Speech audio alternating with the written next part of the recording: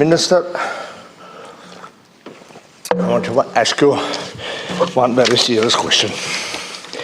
You're the Minister for Transport, and there's a new regulation after being sent out now, where young drivers driving motor vehicles will have to do and have an Arctic licence to cover them driving. I want to ask you, do you realise the implications of this for young people who are trying to get going?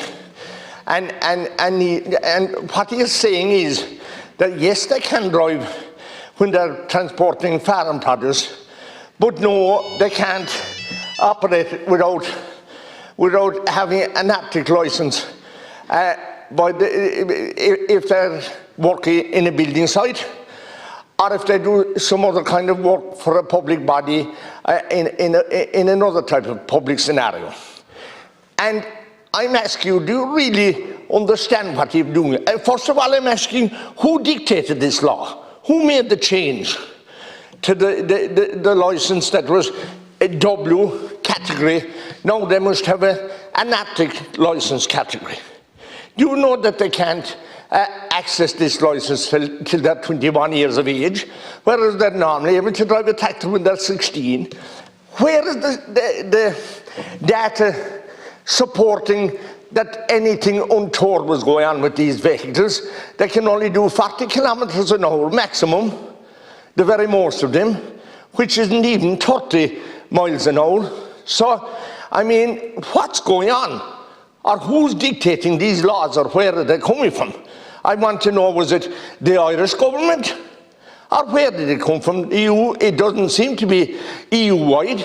So we need to know, first of all, where it came from. And next of all, Minister, I want to ask you a very important thing.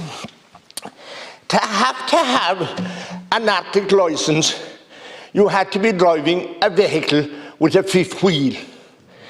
And that type of a scenario was only to be found in an articulated truck.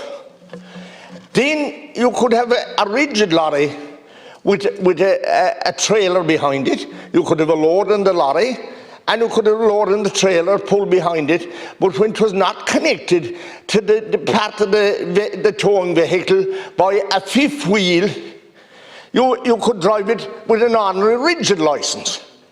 So I'm asking you, who's advising? This isn't thought out properly at all. And to be fair to all the people, and not to be fair to the farmers, because it was the one thing that helped to keep a young fella at home with him if he could get a bit of work for a tractor and trailer locally with a builder or something for a few hours, for a few days, and it helped to sustain the young fella at home. The other thing that it meant,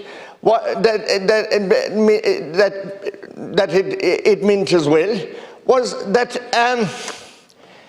they were able to stay with the farmer as well in the first instance, but now they won't be able to keep them at home, and then it's going to affect local contractors who were on the other side, who were maybe building a few houses, maybe building one house, and the young fella was able to go down the road and draw away a few loads of stuff.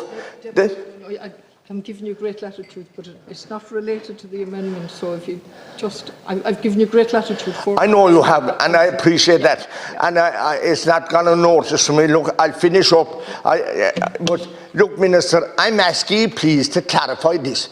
This is hurting all of rural Ireland on top of all the other adverse things that's happening in recent times with the nitrates derogation, with the natural restoration bill that was passed over in Europe the other day without any thought of how it is going to hurt small rural farmers in hillside places.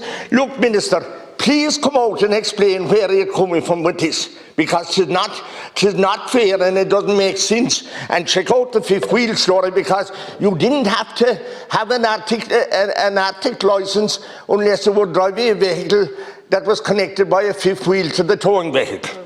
Thank you very much, Councillor. Thank you very much.